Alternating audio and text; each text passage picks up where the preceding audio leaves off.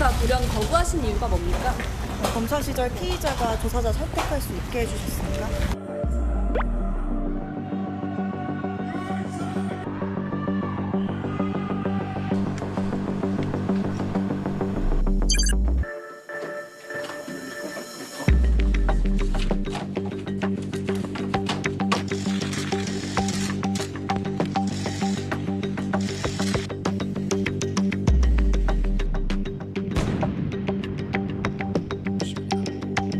국민 여러분께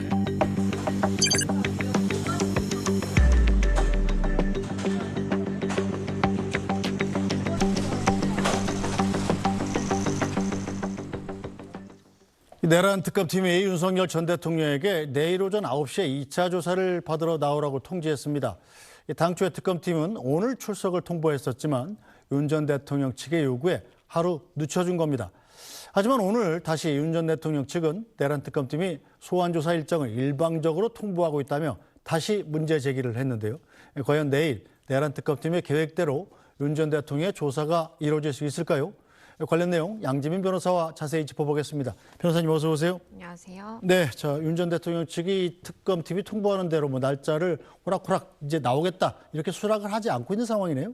그렇습니다. 첫 번째 조사도 사실 지하로 간다 아니면 네. 9시, 10시 이렇게 시간을 두고 양측에 좀 신경전이라고 볼 수 있는 그런 장면들이 많이 보였는데 이번 2차 소환 역시도 이 소환 일자를 두고 양측에서 줄다리기를 하는 그런 모습이 포착되고 있습니다. 일단 지난 28일에 우여곡절 끝에 이 첫 조사가 있었습니다. 15시간 동안 조사가 진행이 됐고 그리고 새벽 1시 가까운 시간이 되어서야 이 귀가를 할 수 있었습니다. 그런데 알고 보니까 이 실제 조사를 한 기간, 그러니까 네. 실질적으로 질문을 묻고 이 피의자로서 답을 하고 이런 유의미한 시간을 따져보면 5시간 정도 된다라는 이야기가 나오고요. 그러다 보니까 특검 입장에서는 1차 조사를 통해서 얻어낸 유의미한 진술이 없다 보니까 2차 소환 조사가 필요하다. 그것도 굉장히 빠른 시일 내에 신속하게 좀 조사를 해야 된다라고 해서 지금 소환 일자를 당초에는 오늘로 통보를 했었는데 윤 전 대통령 측에서 그건 좀 어렵다. 7월 3일로 해달라라고 요청을 했지만 특검팀은 그렇다라고 한다면 그 중간으로 조율을 해서 이제 내일 출석을 통보한 그런 상황이고요. 다만 윤 전 대통령 입장에서는 그건 좀 불가능한 상황이다라고 이야기를 하기 때문에 과연 조사가 잘 이루어질 수 있을지 또 의문인 상황입니다. 일단 특검이 수정해서 하루 늦춰준 내일도 조사가 이루어질지는 윤 전 대통령 측의 입장이 나와봐야 안다는 얘기죠. 맞습니다. 그러니까 당초 오늘이었는데 하루 이제 늦춰졌습니다. 그런데 윤 전 대통령 입장에서는 그 7월 3일이라는 그 날짜를 애초에 특정한 이유가 7월 3일 목요일에 예정된 재판이 있다라는 것입니다. 그래서 재판 준비를 위해서 특정 어쨌든 시간을 할애해야 하는 상황이고 그렇기 때문에 재판 끝나고 좀 내가 출석을 하면 좋겠다라는 입장을 전달한 것으로 보입니다. 일단 윤 전 대통령 측의 변호인단 입장으로는요. 입장문을 내고 이 일방적으로 특검이 문자 메시지를 통해서 이 소환 일자를 통보하고 있는 상황인데 수사의 적법 절차가 보장되고 있지 않다. 그리고 협의를 통한 조사 날짜 지정을 요구를 하는 그 의견서를 추가로 제출을 한 겁니다. 다만 이러한 의견서를 특검이 받아들이게 될지는 좀 미지수입니다. 네, 또 내란 특검팀은 이 의견에 대해서 어떤 입장인가요? 특검팀은 굉장히 강경한 입장입니다. 박지영 특검보의 입장도 나왔는데 특검에 소환되는 그 일자를 조사 대상자가 정할 수는 없다. 소환 일정 협의는 합의가 아니다라고 이야기를 했고요.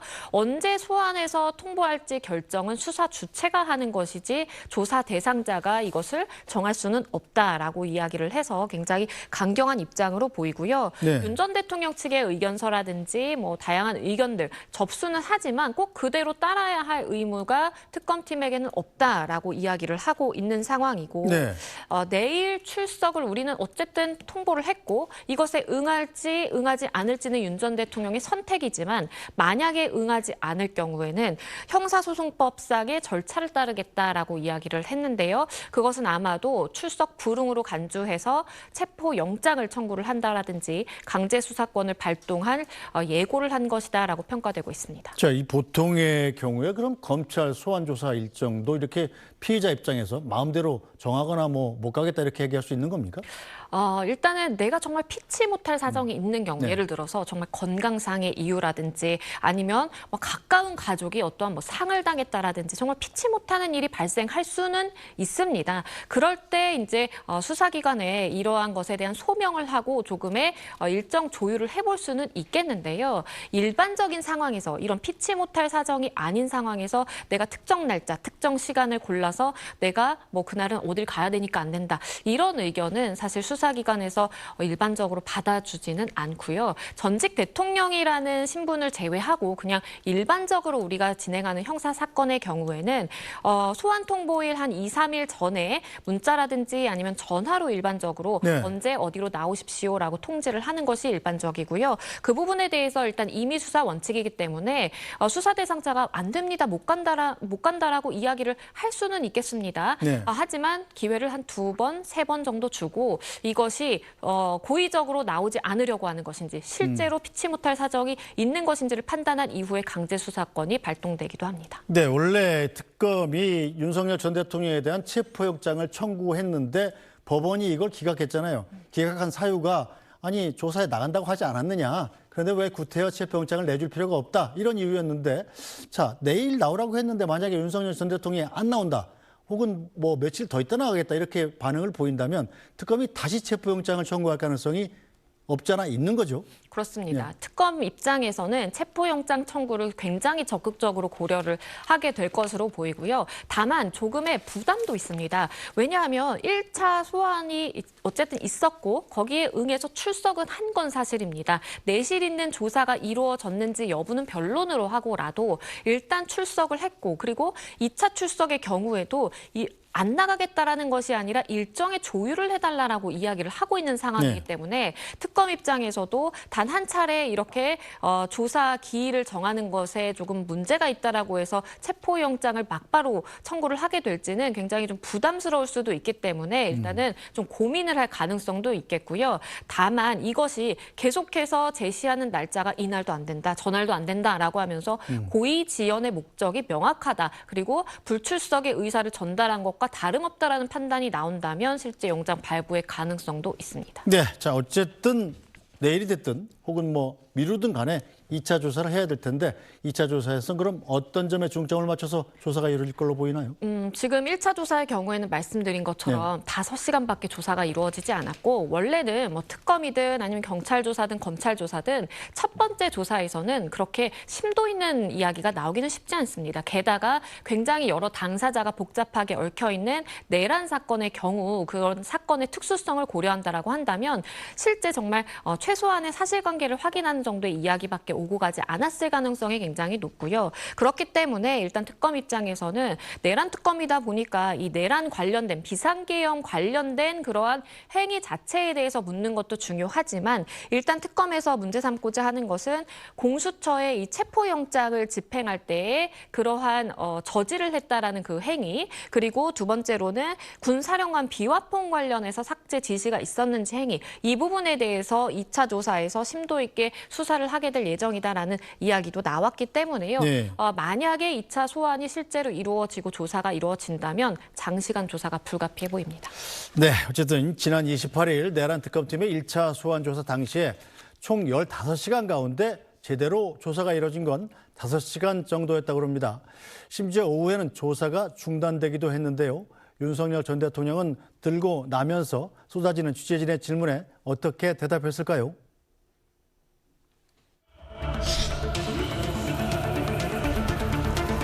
지하주차장으로 들어가지 않은 이유 있으실까요? 조석 특검을 8년 만에 피의자 신분으로 만나셨는데 어떻게 보시나요? 이번에도 진실거부권 행사하실 건가요?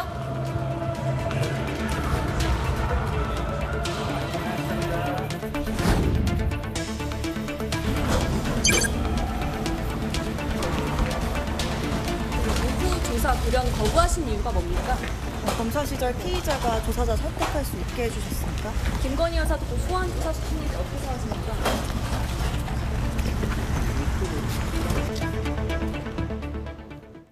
네, 자 보시는 것처럼 윤석열 전 대통령은 취재진의 질문에 아무런 대답을 하지 않았습니다. 자 그렇다면 비슷하게 검찰 조사를 받았던 다른 전직 대통령들은 어땠을까요?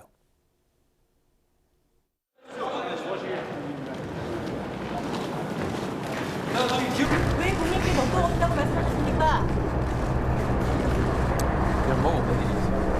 국민 여러분께 송구스럽게 생각합니다.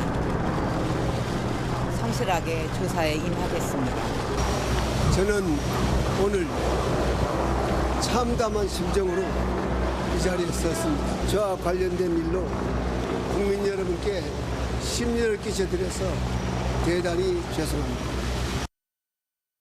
자, 국민들께 심려를 끼쳐드려서 대단히 죄송하다. 저게 진심인지 아닌지 모르겠습니다만 어쨌든 전 국민이 지켜보고 있는 조사 아니겠어요? 거기에 대해서 전직 대통령으로서 한마디씩 다 이제 미안하다는 얘기 정도는 한 건데 윤 전 대통령은 그런 말도 전혀 없습니다. 이유가 뭘까요? 글쎄요. 그 부분이 좀 아쉬운 대목으로 네. 읽힙니다. 그러니까 특검과의 사이에서 줄다리기라든지 어떤 신경전은 사실 어떻게 보면 피조사자, 피의자의 입장에서 변호인단에서 충분히 그러한 방어권 행사 측면으로 볼 수 있는 행위가 용인되기는 합니다. 근데 그럼에도 불구하고 본인이 전직 대통령이고 그리고 많은 국민들이 이러한 첫 소환 일정이다 보니까 이목을 집중하고 있는 상황에서 아무런 사과의 입장이라든지 메시지 표명 없이 이렇게 막바로 들어간 부분은 굉장히 좀 아쉬운 대목으로 읽히고요.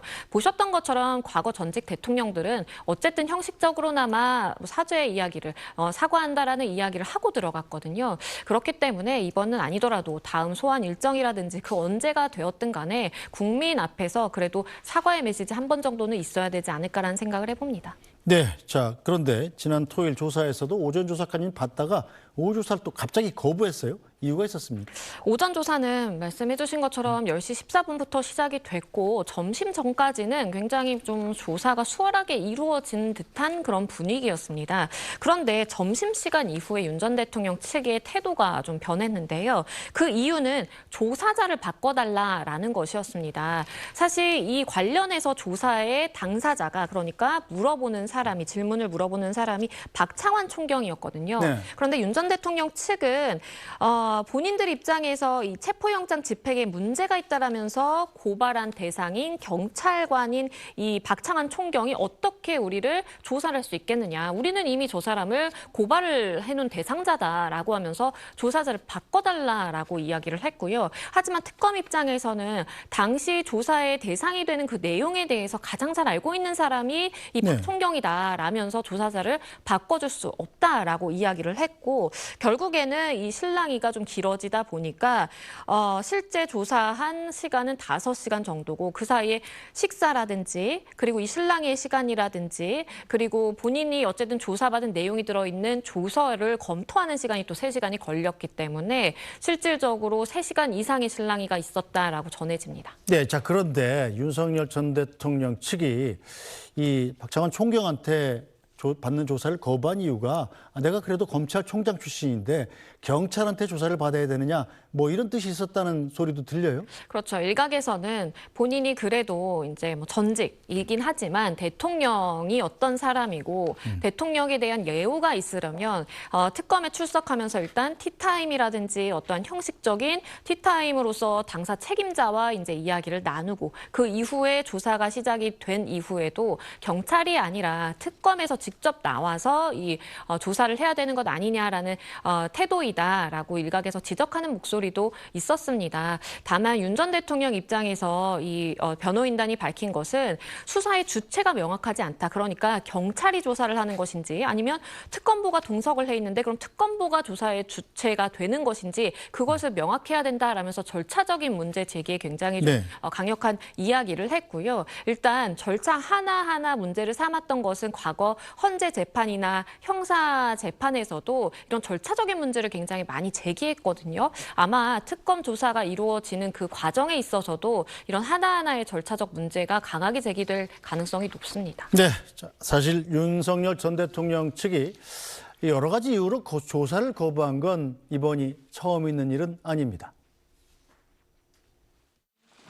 윤 전 대통령은 앞서 형사 절차의 주요 국면마다 피의자 권리 등을 내세워 이러한 거부 전략을 꺼내들었습니다.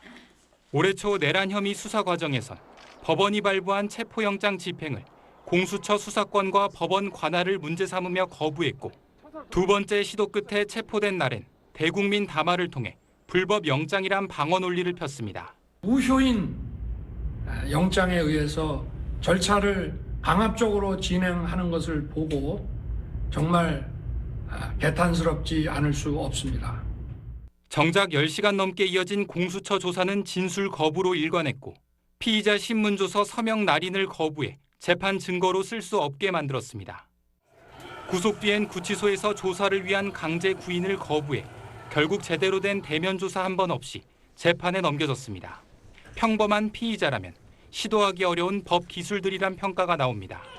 윤 전 대통령은 대선 후보 시절엔 이런 말도 했습니다.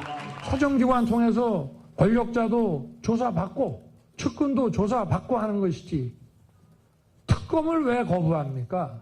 죄 졌으니까 거부하는 겁니다. 자, 자신이 조사 대상이 됐을 때와 좀 대상이 아니었을 때 태도가 좀 다르다 이런 비평이 많은데 윤석열 전 대통령 측이 앞으로도 이런 거부 전략을 계속 쓸 거라고 예상됩니까? 절차적인 문제는 계속해서 제기하게 될 것으로 일단 보입니다. 왜냐하면 본인 당사자 자체가 법에 대해서 그것도 형사 재판이라든지 형사 수사에 있어서 베테랑이다라고 평가할 정도의 경력을 가지고 있는 사람입니다. 그렇기 때문에 그러한 절차 하나하나마다 본인이 주재했던 과거의 어떠한 수사의 절차라든지 조금이라도 다른 부분이 있다라면 강력하게 이의 제기를 할 가능성은 있는데요. 다만 그러한 수사의 지연이라든지 이의 제기를 통해서 얻게 되는 결과도 모두 다 본인이 책임을 져야 되는 그러한 구조이고 그럴 수밖에 없다라는 상황에 대해서 인지할 필요성도 있어 보입니다. 네, 자 일단 내란 특검이 오늘은 강덕구 전 대통령실 부속실장을 불러서 조사하고 있다고 그래요. 어떤 사항을 조사하기 위해서입니까? 강 정 실장의 경우에는 이 지난해 있었던 비상계엄 선포 전에 이 국무위원들에게 대통령실로 와라라고 직접 연락을 했다라고 지금 보고 있는 상황이고요. 네. 그리고 두 번째로는 이 국무회의 초안을 작성했다. 네. 그리고 세 번째로는 계엄 선포문을 국무회의에 전달했다라는 지금 의혹을 받고 있는 상황입니다. 그렇기 때문에 만약에 이러한 사실관계가 다 드러나고 입증이 된다라고 한다면 이것은 어떻게 보면 비상계엄에 대해서 제대로 인지하고 있었고 그것을 도와준 공범으로 볼 여지도 있는 것입니다. 그렇기 때문에 좀 수사의 대상이 됐다라고 보이고요. 내란 특검은 이어서 이 강 전 실장 외에도 다른 국무위원들도 불러서 실제 이러한 비상계엄 선포 행위에 있어서 가담한 사실이 있는지 아니면 오히려 당사자로서 참석을 했다가 지금 피해를 보고 있는 피해자로 봐야 되는 것인지 이러한 부분의 쟁점 정리를 하게 될 예정입니다. 알겠습니다. 자, 한편 김건희 여사 의혹을 수사할 민중기 특별검사팀도 출범을 이틀 앞두고 있는 만큼 김건희 여사의 소환이 임박했다는 분석도 나오고 있습니다. 잠깐 보겠습니다. 어떤 업무 좀 집중하실 계획이신가요? 이제 뭐 수사 준비 마무리해야죠. 1호 수사는 주가 조작으로 봐도 될까요? 뭐 1호 수사 뭐 그렇게 뭐 호수를 정해서 하고 있지는 않습니다. 그리고 여사 측이 요청을 하면 소환 시기와 장소, 방식 등이 변경될 수도 있나요? 아직 뭐 요청을 받은 바도 없고 저는 좀 특검님 오시는 것 같아서 특검님한테 물어보시죠. 여사 측이 요청할 경우 광화문으로 소환이 안 될 수도 있나요? 그걸 생각해보지 않았습니다. 네, 자 김건희 특검팀이 말을 아끼고 있습니다만 특검팀이 맡은 지금 혐의가 김건희 여사에 대해서 16개나 되잖아요. 맞습니다. 가장 중요한 게 있을 텐데 뭐라고 보십니까? 일단은 앞서서도 뭐 얘기가 나왔지만 1호 조사 대상이 주가 조작 사건이 될 가능성은 여전히 좀 높아 보입니다. 네. 왜냐하면요. 이것이 이제 수사까지 이어지게 된 그 과정을 보더라도 사실상 무혐의로 종결됐다가 서울고검에서 어쨌든 재기수사 명령이 내려와서 지금 서울고검이 수사의 주체가 되어 있는 상황입니다. 그리고 이것이 특검으로 이관이 되어 오는 것인데요. 관련 당사자들이 이미 다 재판을 끝내고 형까지 선고되어 있는 그런 상황이기 때문에 그러한 형평성이라든지 다른 당사자들과의 그런 속도를 맞추려면 아무래도 이 부분에 먼저 좀 집중을 하게 될 가능성이 있고요. 재판을 거쳤다라는 것은 그만큼 법원에서 확인한 증거들이 많다라는 이야기입니다. 그래서 특검 입장에서는 활용할 수 있는 또 증거들이 객관화된 증거들이 많다라고 볼 여지도 있기 때문에 아무래도 주가 조작 사건에 대해서 좀 집중하고 있지 않을까 싶습니다. 네, 자 김건희 여사가 이 아산병원에서 퇴원을 하지 않았습니까? 자, 윤석열 전 대통령이 직접 가서 휠체어를 밀고 나오는 모습이 목격이 됐는데 김 여사가 퇴원을 했습니다만 아직까지 몸이 회복되진 다 않았다. 뭐 이런 걸 호소하고 싶은 모양인데 언제쯤 소환 조사가 이룰 걸로 예상하십니까? 일단 민중기 특검 입장에서는 사실상 최대한 빠른 시일 안에 소환을 하고자 할 것입니다. 그런데 만약에 의사 소견서를 통해서 지금 조사를 받기 어려운 상황이다라는 객관적인 어떠한 의견이 있다라고 한다면 조금 기다려주게 될 여지도 있고요. 그게 아니라고 한다면 뭐 다음 주라도 당장 소환을 하는 것은 가능합니다. 다만 김 여사를 소환함에 있어서도 윤 전 대통령에 대한 소환이 1차도 굉장히 뭐 여러 가지 이야기가 있었고 2차도 좀 쉽지 않아 보이는데 네. 김건희 여사도 마찬가지로 윤 전 대통령의 어떠한 조력을 듣든 아니면 본인이 건강이 허락하지 않든 다양한 이유로 1차 소환 역시도 여러 가지 일정 변경이라든지 관련해서 쟁점들이 많이 쏟아지게 될 것으로 보입니다. 네, 자 3대 특검 중에 하나인 최상병 특검도 곧 출범하죠. 맞습니다. 최상병 특검팀이 2일 특검팀 가동이 됩니다. 특검팀 가동 즉시 임성근 전 사단장을 소환할 것을 예고하고 있는 상황이고요. 임성근 전 사단장의 경우에는 해병 순직 사건의 이제 경위와 당시에 실제로 일선 현장에서 어떤 이 지시를 내렸는지에 대해서 가장 잘 알고 있는 인물이기 때문에 이 부분에 대한 심도 있는 수사가 개시될 가능성이 있습니다. 알겠습니다. 오늘 말씀 여기까지 듣죠. 양지민 변호사 말씀 잘 들었습니다. 감사합니다.